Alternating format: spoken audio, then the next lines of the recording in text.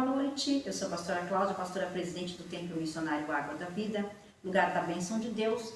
E sejam bem-vindos. Boa noite, ou bom dia, ou boa tarde. Eu não sei o momento que esse vídeo vai te alcançar, mas seja muito bem-vindo, amém? Esse é o nosso segundo vídeo no nosso canal. Já quero pedir que você se inscreva ali e já ative o sininho, tá bom? Para que a gente possa estar enviando para você os nossos novos vídeos e você também dá aquele like para ajudar o canal que está começando agora, em nome do Senhor Jesus Cristo. Esse é o teu canal cristão e nós temos um propósito. Cada vídeo ele será diversificado, ou seja, haverá matéria que fala sobre relacionamento, que inclusive é essa nossa matéria de hoje. Vamos falar hoje um pouquinho sobre relacionamento e nós vamos falar mais para as mulheres hoje.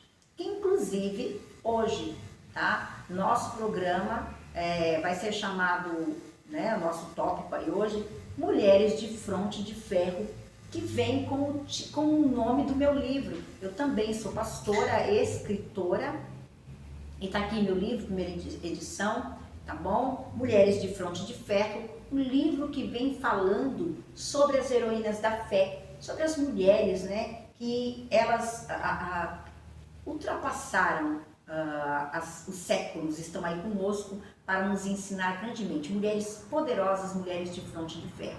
Por isso hoje, a nossa matéria é voltado para as mulheres, sobre como elas, eu diria, podem se conduzir num relacionamento, tá bom? Vamos falar hoje sobre casamento, muito pouco, porque é um assunto que eu diria que quase inesgotável, mas nós vamos começar a permear aí os primeiros passos sobre relacionamento.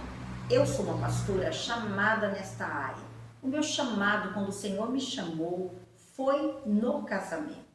E depois eu quero estar contando o meu testemunho para você, porque eu casei de uma maneira sobrenatural e eu creio no casamento, amo o casamento e quero abençoar o teu casamento. E que Deus possa me usar como instrumento na sua vida. Então, Mulheres de Fronte de Ferro, vem comigo que é sucesso e nós vamos falar um pouquinho sobre casamento adoecido. Você está com luta no teu casamento? Está com problema no seu relacionamento? Relacionamento é muito sério. Não é brincadeira e não é fácil você lidar com o casamento. São desafios muito diversificados e cada situação às vezes é única. Por isso, nem sempre nós podemos falar que temos uma receita para você, mas nós podemos auxiliar você. Quando você está passando por luta, um bom conselho, uma boa direção, uma boa palavra, ela faz toda a diferença. Então vamos orar? Pai, em nome de Jesus, eu apresento ao Senhor todas as pessoas que estão assistindo este canal, especialmente as mulheres, Pai, porque o Senhor vai me usar para falar com elas, ensiná-las. O Senhor vai nos ensinar nesta hora, em nome do Senhor Jesus Cristo. Amém. Eu quero que você abra sua Bíblia comigo. No livro de Efésios, capítulo 5, eu estou com a minha colinha, não achem estranho, mas eu estou. Efésios, capítulo 5, versículo 31, que diz assim: Por isso deixará o homem pai e mãe, e unir-se à sua mulher, e serão os dois uma só carne. Hoje nós vamos falar sobre a família, na verdade, casamento, né?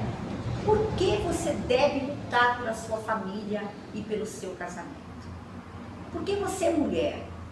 Hoje é para você que eu estou falando, mas eu tenho certeza, muitas mulheres vão me dizer, pastora, fale também com os homens, e eu vou também falar. Mas hoje, mulheres, por que você deve lutar pelo seu casamento, pela sua família? Primeira coisa que você deve saber, a família é sagrada. E o casamento é uma coisa de Deus. É a primeira instituição criada por Deus.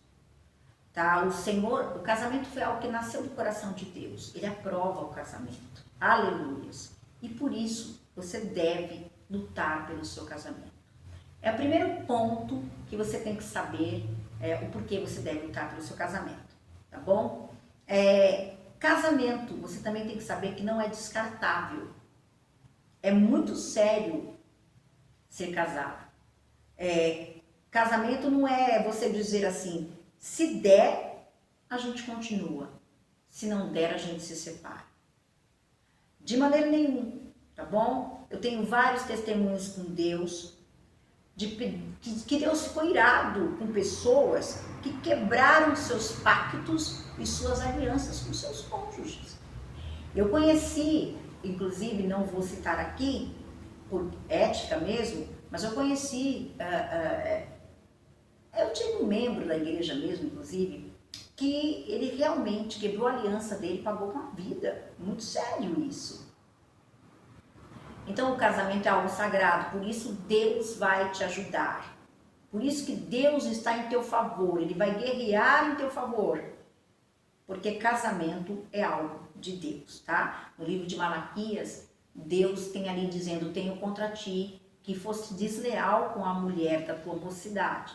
Isso para o Senhor falando. Então, por isso, você sabe que é fundamental a lealdade no casamento. É algo que Deus está ao teu lado e Ele quer que você permaneça casado, tá bom? E uma coisa, se você está com um problema no seu relacionamento, você não pode deixar para depois. Não empurre, não protele. Nós vamos tratar deste assunto juntas agora, para que você fortaleça teu casamento, para que você seja ministrada, o seu lar seja ministrado. Então lembre-se disso, nós devemos começar agora a usar as ferramentas que Deus tem preparado para você, tá bom? Existem ferramentas sim, você precisa trabalhar em favor do teu casamento. Bom, usando as ferramentas certas, para nós obtermos resultados no nosso casamento.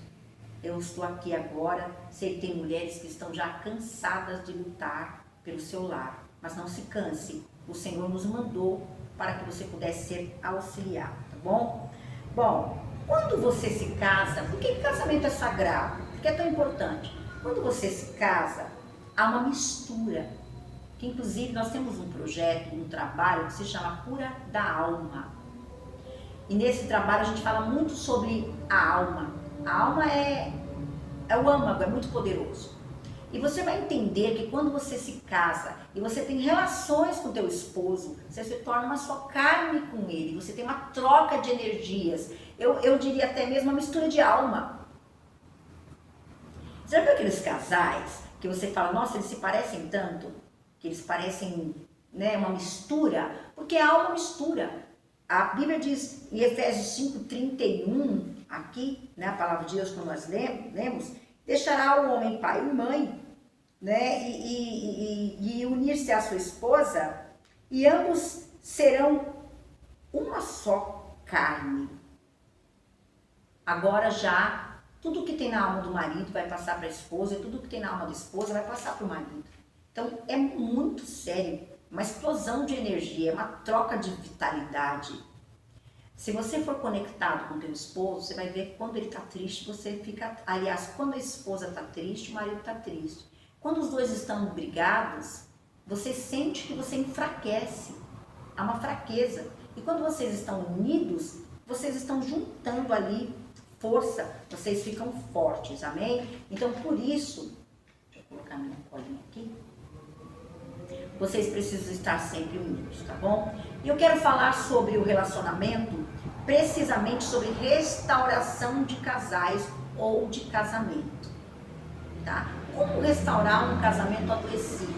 E é que é muito complexo, porque casamento adoecido, nós temos vários tipos de adoecimento ou de fraqueza do casamento, tá? Então, não dá para exaurir o assunto, mas nós vamos começar, porque depois vocês vão deixar os comentários, vão falar, pastora Cláudia fala sobre isso, pastora me instrui sobre, né, esse assunto, e nós vamos estar aqui, mediante o que você pedir, nós vamos estar fazendo aí os nossos vídeos, tá bom? Bom, mais um pouquinho. Eu quero falar com você, e eu estou falando sobre casamento segundo a Bíblia, e não casamento na visão mundana, na visão do mundo. O mundo nem sequer hoje se casa. Às vezes eles se casam para fazer uma festa. mas o casamento, ele é sagrado, não tem nada a ver com o casamento aí fora. Eles se separam, né? Eles não têm noção da seriedade, da gravidade, do que acontece com os filhos e tantas causas, tanto sofrimento por causa de casamentos que foram destruídos, tá bom? Então, nós vamos pautar aqui o nosso, eu diria, aconselhamento, ou estudo, ou o que você quiser chamar, nós vamos pautar nas escrituras, segundo as escrituras. Então, segundo a Bíblia, casamento é sagrado. Lute por sua família, porque o inimigo tem destruído os casais. Ore, ore. Então, pastora Cláudia, o que eu devo fazer? Eu estou com problemas no meu casamento. Eu estou com dificuldade, eu não amo mais o meu esposo. Ele não tem paciência comigo, ele é muito grosseiro, indelicado comigo. Pastora, ele não tem atendido as minhas necessidades. Pastora, meu esposo está desempregado. Pastora, enfim, seja qual for o problema, comece a orar todos os dias pela sua casa, porque você é guardiã da sua família. Você é guardiã, você tem que jejuar todos os dias. Ore, apresente, dobre o teu joelho, feche a porta do teu quarto, fale com Deus acerca da tua família, tá bom? No livro de Gênesis, capítulo 12, o versículo 3 diz assim, quero ler com você. Olha o que Deus fala em Gênesis 2, 3. E abençoarei os que te abençoarem, e amaldiçoarei os que te amaldiçoarem. Em ti serão benditas todas as famílias da terra. Todas as famílias da terra serão benditas. Deus estava falando para Abraão. É uma promessa, uma bênção que Abraão recebeu. Então você precisa desta bênção na sua família. Amém? O que eu quero falar realmente hoje é sobre exatamente o que você deve fazer quando o esposo não entende. Quando o esposo, ele causa situações, quando ele te entristece, quando ele é culpado, quando ele é causador da situação. O que você faz? Você tem um marido que ele provoca ira. Você tem um marido que ele, daqui a pouquinho, eu vou até deixar meu livro aqui. Aliás, eu vou pedir para minha secretária lá, ajudar ela, abre para mim o livro e depois você deixa espaçadinho para mim, por gentileza. Eu tenho 2 secretárias, elas estão me ajudando. Sobre a parte de Abigail, que nós vamos mostrar aqui no nosso livro, inclusive, como é que Abigail procedeu com um marido que causava situações tão constrangedoras para ela, tão terríveis, que o marido trouxe a morte para dentro de casa. Por isso que eu disse que hoje, o nosso programa é para mulheres de fronte de fé mesmo. Então aqui, primeira coisa, orar todos os dias. Você tem que fazer isso. Você deve orar todos os dias, tá? E o que você tem que fazer? Quando o seu esposo não entende, quando ele é o culpado da situação, se o seu cônjuge causa e ele não te pede perdão, porque, meninas, a coisa mais difícil que tem é quando o homem não pede perdão. E você pode deixar nos comentários, a maioria dos homens não pedem perdão. Eles têm uma dificuldade de pedir perdão e eles não sabem que um pedido de perdão poderia trazer a cura para você, né? Então, qual é a sua postura, além de orar? O que você deve fazer? O que você deve fazer? Tá bom, pastora Cláudia, já tenho orado, meu marido ele me ofende, ele me fere, às vezes na intimidade ele me fere, me ofende. E aí, pastora, eu já tenho orado, o que mais eu tenho que fazer? Qual é a postura? Preste atenção, amém? Porque Deus ama a família. Se você já está ferida e parece que Ele espera que você o cure, né? Que você volte e cure ele, porque nós temos visto que muitos homens acusam as esposas das situações que passam. Eu conheci um casal onde, quando a criança ia mal na escola, o marido dizia que a culpa era dela. E tudo o que acontecia, a culpa era dela. Eu até brinco, inclusive, que eu falo que a culpa é de Eva. Isso já no paraíso já acontecia. Quando Deus disse, Adão, o que foi que você fez? Ele disse, olha, foi a Eva. A culpa é dela. Então hoje, muitas vezes, tudo que acontece em casa de errado ou as situações, o marido muitas vezes culpa a mulher. Então preste atenção que hoje o canal chama-se esse programa é Mulheres de Fronte de Ferro. É para você, mulher, é com você, tá bom? Que eu estou falando. O marido acusa. Parece que ainda, além dele te ferir, parece que ele quer que você o cure. Então é uma situação muito difícil de lidar e delicada. Mas a verdade é que você realmente é a cura da sua casa. A cura da família é a própria mulher. Mas, para você curar a sua casa, primeiro você precisa ser curada. Eu me lembro de umas irmãs que elas estavam fazendo um trabalho chamado Curadas para Curar. Por isso, você precisa ser curada para que você possa curar esse marido. É por isso que hoje eu chamo você para uma cura. Eu chamo você para ser tratada na sua alma, nas feridas, nas tristezas, para que você possa depois curar aquele que lhe feriu, que você ama. Então vamos lá. Qual o primeiro passo? Você já ora. E qual é o próximo passo? O próximo passo é tirar o foco do seu esposo. Tire o foco dele e foque em você. Você precisa ser curada dessa ferida, que às vezes ela já vem de anos. Cure-se, ministre. Você precisa curar os seus sentimentos. E depois a gente quer continuar aí falando sobre essa cura de sentimentos, tá bom? Cuide de você. Como é que eu cuido de mim? Perdoando este marido. Como é que eu perdoo ele se ele não pede perdão? Você vai escolher perdoar. Lembre-se que perdão é uma escolha. Você vai levantar a voz, você vai dizer, eu escolho perdoar o meu esposo, ainda que ele não me pediu perdão, ou ele não acha que está errado, ou ele nem sequer sabe que errou. Ao invés de você ir até ele, você vai sozinha, você vai dizer, eu quero perdoar, eu escolho perdoar. Então todo dia você vai ministrar você mesmo, dizendo, eu quero ser perdoada, eu quero perdoar o meu marido. Perdão é uma escolha. E continue orando desta maneira. Eu escolho perdoar o meu marido. Seja qual for o tamanho do estrago que aconteceu na sua alma.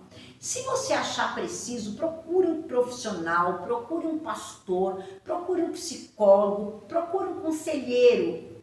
Porque existem casamentos que para ele novamente voltar a ser sarado, você vai ter que ter alguém te aconselhando. Então, procure. Amém? Bom, mas não procure seu marido. Não fale com ele das suas dores. Esse é o segredo.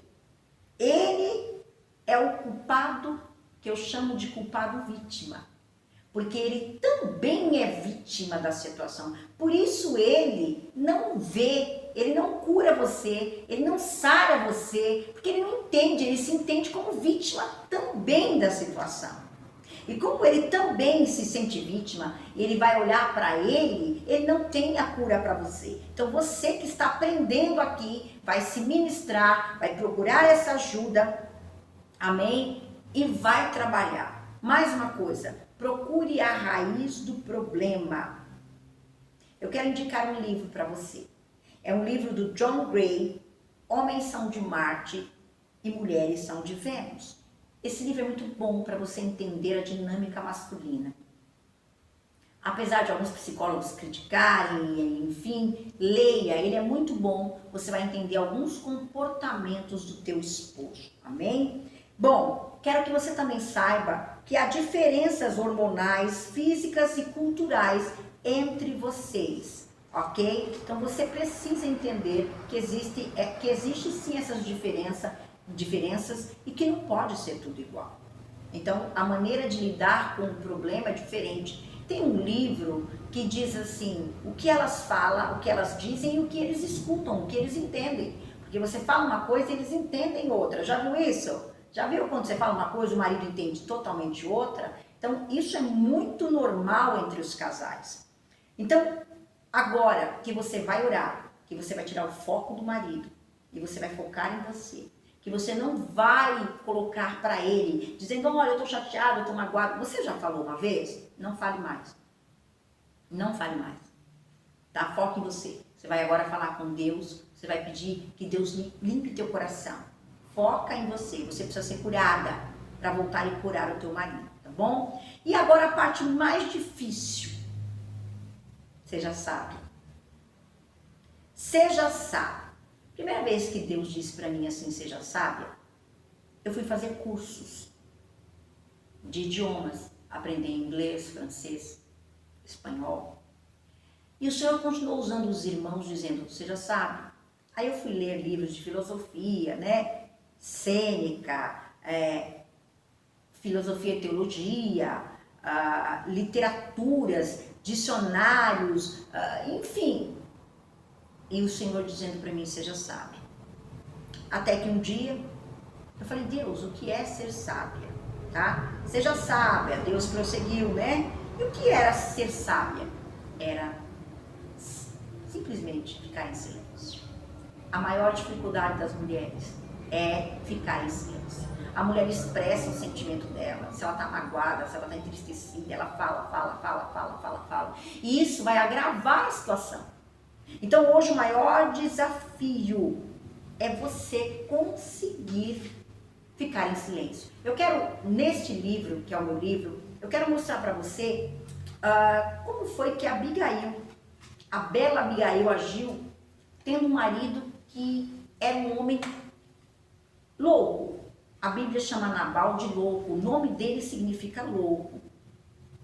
Nabal não tinha nenhum entendimento. Um homem riquíssimo, muito rico, inclusive talvez alguma mulher que tem um marido muito rico esteja me vendo, me assistindo. E Abigail, uma mulher bela, culta, inteligentíssima, ela tinha um marido louco, rico, porém louco. E eu quero ler aqui, né, no capítulo 60, na página 60, onde diz assim, Abigail a bela. E o que falar de Abigail, verdadeira fronte de ferro, além de bela, uma das esposas mais lindas do rei Davi, mas não confunda sua beleza com fragilidade. Antes de ser esposa de um rei, ela foi esposa de um homem louco, cujo nome era Nabal. Eu vou ler um versículo para você em 1 Samuel 25, que diz assim, rogo-te, meu Senhor, que não faças caso deste homem de Belial, a saber Nabal, porque tal é ele, qual é o seu nome. Nabal é o seu nome, e a loucura está com ele. Mas eu, tua serva, não vi os mancebos do meu Senhor que enviaste. Nabal era um homem rico, com rebanhos repletos de ovelhas e cabras, entretanto não era generoso, era insensato e ruim. Já sua esposa Abigail era bela e inteligente. Você que conhece a Bíblia sabe que eu estou falando, né, de uma situação interessante. A Bíblia, em 1 Samuel 25, 3, diz assim, chamava-se o homem Nabal e sua mulher chamava-se Abigail. Era a mulher sensata e formosa. O homem, porém, era duro e maligno nas suas ações e era da casa de Caleb. Abigail, ela passa por uma situação que para muitas mulheres seria um motivo para um fracasso absoluto. Mas para esta bela fronte de ferro, era a oportunidade de mudar o rumo da sua vida, entrar para a história e fazer parte do recorde das heroínas da fé. Vejamos como ela lida com o episódio que poderia ter lhe custado a própria vida. E eu sei que esse canal pode alcançar mulheres que às vezes têm a vida em risco. Nós vemos tanto o femicídio, né? Homens que matam mulheres. Abigail também quase passou por isso. É claro, não foi bem um femicídio, não era ele diretamente que iria matar a esposa, mas ele causou uma situação onde ele colocou em risco a vida da própria esposa. E como foi que ela lutou com essa situação? Além da vida dela, Nabal pôs em risco a vida dos criados, animais e tudo. O rei Davi, ele havia sido generoso com os criados de Nabal todos os dias que eles estavam no Carmelo. Ao ouvir que Nabal tosqueava suas ovelhas, época em que a lã da ovelha era retirada, alguns estudiosos relatam que festas fartas eram realizadas nesse período. E ele enviou seus homens para pedir provisões da parte de Nabal, para que pudesse alimentar a si e mais 400 homens que com ele estavam. Nabal, por sua vez, ao ouvir o pedido de Davi, ele zombou e negou o provimento. Olha a resposta que Davi dá a Nabal. Olha a resposta que Nabal dá para Davi. Ao que Nabal respondeu ao seu servo Davi e disse: quem é Davi? Quem é o filho de Jessé? Muitos servos hão que hoje fogem de seu senhor. Tomaria eu, pois, o meu pão, a minha água, a carne das minhas reses que eu degolei para os meus tosqueadores e daria aos homens que eu não sei nem de onde vem? Essa atitude impensada e louca enfureceu Davi, que decidiu exterminar a casa de Nabal e tudo que ali tinha. E olha que coisa, você imagine aí seu marido colocar em risco tudo que possuísse? Segundo o pensamento de Davi, Nabal havia algo pago, o bem com o mal, e por isso ele se vingaria, tá? Aí aqui diz assim: e eis que Davi enviou mensageiros desde o deserto a saudar o nosso amo. Porém, um dos mancebos, ele anunciou para Abigail e falou assim: olha, Abigail, Davi mandou mensageiros para saudar o nosso amo, tá? Mas ele o destratou. E olha o que eles falam aqui: considera, pois, agora, Abigail, e vê o que você há de fazer, porque o mal já está determinado contra o nosso amo e contra toda a sua casa, e ele é tal filho de Belial que não há nem quem possa falar com ele. Abigail, não dá nem para falar com ele. O que você vai fazer? Olha a atitude de Abigail, que hoje, mulher, é para você. Olha o recado de Deus para você. A atitude da bela fonte de ferro foi extraordinária. Ela pegou toda a provisão que Davi necessitava, abordoou o jumento, não declarou nada ao seu marido, foi ao encontro de Davi. Ela fez silêncio. Ela, tá? Uma observação pessoal. Eu acredito que muitas de nós não teríamos esse domínio. Então hoje, você está aprendendo nesse canal o domínio de ficar em silêncio. É poderoso, o silêncio é poderoso. E ela, nesse momento, eu acho que nós, talvez, chegaríamos e falaríamos para ele, né? Nabal, você tá louco? Olha, agora Davi vai matar tudo. Faz alguma coisa. Mas ela não falou nada. A reação natural nossa seria ir até ele. Mas ela não foi. Tá? Ela resolveu a situação sozinha. Olha só, o que ela fez? Ela vai, abardoa o jumento, coloca tudo em cima e vai até Davi. No meio do caminho, ela está enfrentando um exército de 400 homens destros na guerra, pronto para matar e com ódio do marido dela. Essa mulher sozinha, ela se curva no chão, dobra-se no chão e fala assim para Davi. Eu acho incrível que no mundo espiritual, quando ela se prostra com o rosto em terra, diante de um exército pronto para matar, olha que coisa linda, homens preparados para a guerra, ela paralisa a fúria do rei, ela para um exército de 400 homens de guerra, curvado. E ela vai falar as seguintes palavras. Abigail, a bela, olha só, uma poderosa mulher de Deus. Ela vai dizer assim: rogo-te, meu Senhor, que não faça caso deste homem Belial, a saber, Nabal, porque tal qual é o seu nome. Nabal, o seu nome, a loucura está com ele, mas eu, a tua serva, não vi quando os mancebos vieram. Agora, pois, meu Senhor, vive o Senhor, vive a tua alma, porquanto o Senhor te impediu de derramar sangue e de te vingar com as tuas próprias mãos. Seja agora como Nabal, os teus inimigos, que procuram o teu mal. Aceita agora este presente da tua serva, que eu trouxe ao meu Senhor, e seja dado aos teus mancebos.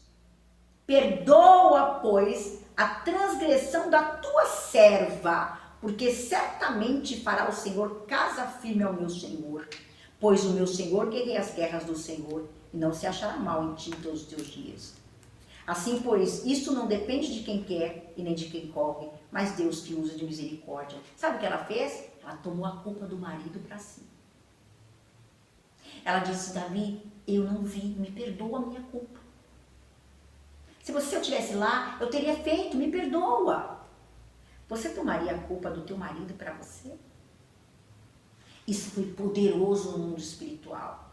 Quando ela fez assim, Davi ouviu e ele disse: bendito seja o nome do Senhor. E ela fala: se alguém se levantar para te perseguir, para buscar a tua vida, então a vida do meu Senhor será atada no feixe dos que vivem com o Senhor teu Deus. Porém a vida dos teus inimigos será arrojada para longe como de um côncavo, de uma funda, porque Davi tinha usado a funda para derrubar o...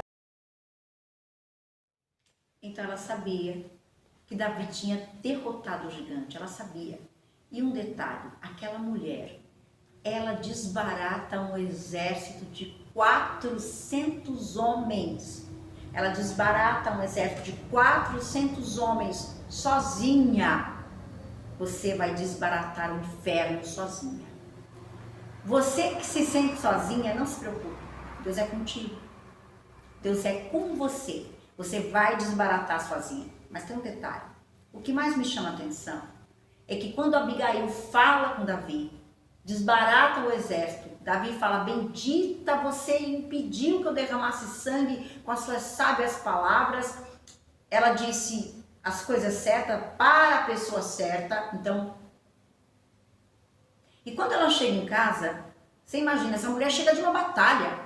Ela batalhou sozinha. Você que sente que luta pela sua família sozinha. Você luta pela sua família sozinha. Pelo seu casamento, parece que está casada sozinha. Já viu aquela frase, viúva de marido vivo? Tem muitas mulheres que podem entrar e deixar seu comentário dizendo: pastora Cláudia, eu me sinto viúva de marido vivo. Eu me sinto lutando sozinha pelo casamento. Parece que eu luto e não saio do lugar. Deixa essa palavra entrar. E aí ela chega em casa, o que ela encontra? O marido bêbado. Bebendo vinho de melhor qualidade, de melhor safra. Bebendo, comendo, embriagado. A Bíblia vai dizer que de novo ela se cala. De novo Abigail cala. Olha, vamos falar aqui nós. Nós chegássemos em casa depois de uma batalha de 400 homens de sangue, vencido aquela batalha, chegar em casa, o marido está festejando, eu acho que você chutaria um balde de vinho, né, o barril de vinho, você acabaria com a festa, mas ela, a Bíblia diz que ela não deu-lhe entender nenhuma palavra. Abigail continuou em silêncio. Só depois que o vinho passou, que ela foi dizer para Nabal. A Bíblia diz que o coração dele ficou estarrecido. Quando ela contou tudo para ele ficou parado. E aí, para quem são os leitores, as mulheres teólogas, amantes da Bíblia, já sabem o que aconteceu. 10 dias depois, essa mulher não toca, mas Deus entra na causa dela. No caso de Nabal, o fim dele foi a morte. A Bíblia diz que Deus feriu Nabal e ele morreu. É claro que eu não estou dizendo que o seu final é igual ao de Nabal, mas o que, se você ficar em silêncio, Deus vai tomar a sua frente. Então hoje foi isso que Deus colocou no meu coração, que você deve orar, deve focar em você, não deve procurar o seu marido para chorar, lamentar, explicar, tentar convencer, nada disso. Você vai se voltar para você, tratar as suas feridas, procurar profissional, procurar um amigo. Inclusive eu estou aqui, vou deixar meu número com você, tá na descrição. Você pode entrar no meu WhatsApp, mulher, a gente vai estar conversando na medida do possível, tá bom? Mas fica aqui, o jejum, a oração e o silêncio. A sua arma hoje é o silêncio. Que Deus te abençoe. Até o nosso próximo vídeo. Não esqueça de deixar o joinha e compartilhe esse vídeo e vem comigo que é sucesso. Que Deus abençoe sua vida em nome de Jesus.